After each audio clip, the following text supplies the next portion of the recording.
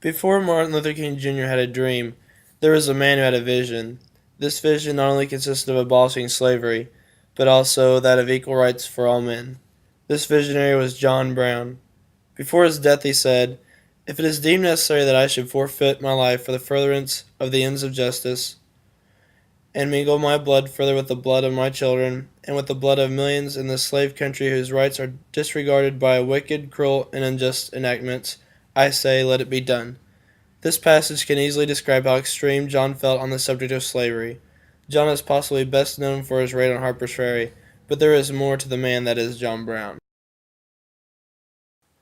John Brown was born on May 9th, 1800 in Torrington, Connecticut. His family had developed deep roots in America, dating back to Peter Brown, who arrived in America on the Mayflower. Early life was not so simple for Brown.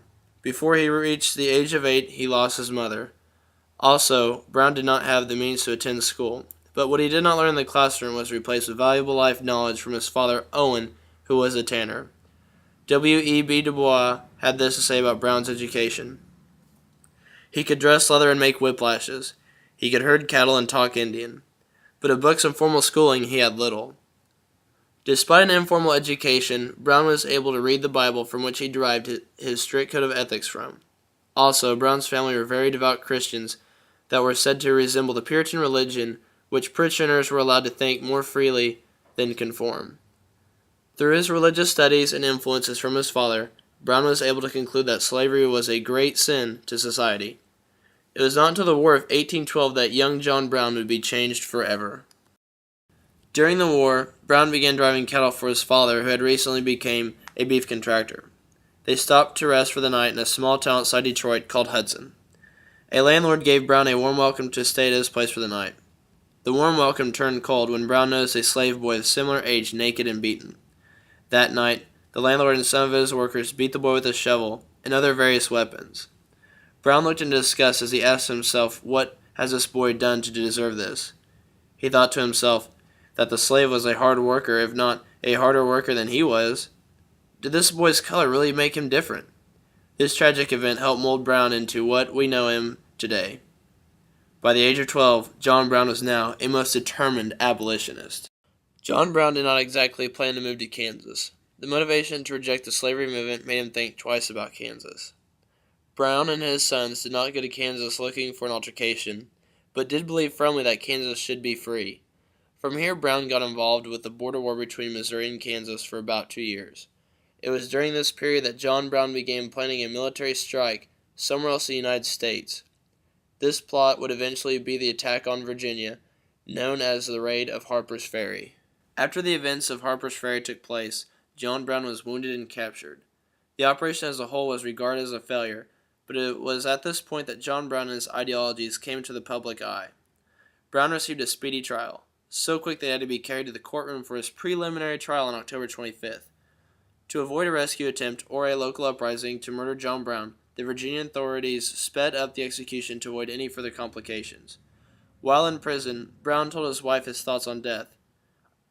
"I can recover all the lost capital occasioned by the neck, and I feel quite determined to make the utmost possible out of defeat." It seems, though, Brown knows that his execution will go on to make him a famous figure.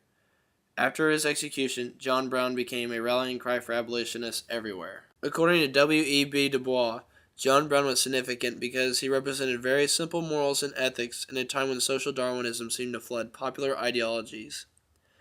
Whites at this time believed that it was their born right to conquer and enslave the weaker races of humans.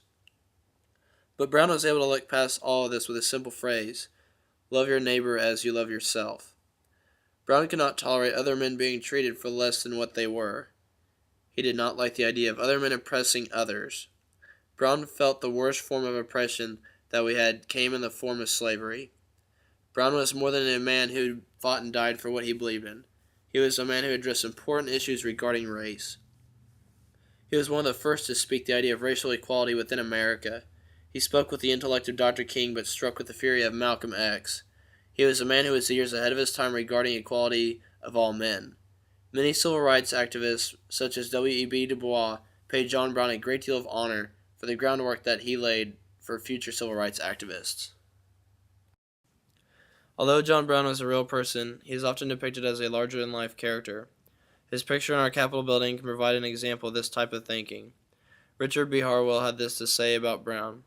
He was touched with fire, whether it was the fire of heaven or hell. Above all, Brown was considered a person sent to us from God to help liberate the slaves. Brown remains a symbol of strength in fighting for what is right, no matter what the outcome may be. He has become an American icon as his picture was used on the album cover for the popular rock band Kansas. Some historians believe, for whatever reason, that John Brown was an historical failure. It's hard to think of John Brown as a historical failure if we look at how the United States has changed. Because of Brown and other abolitionists, America no longer suffers the ills of slavery.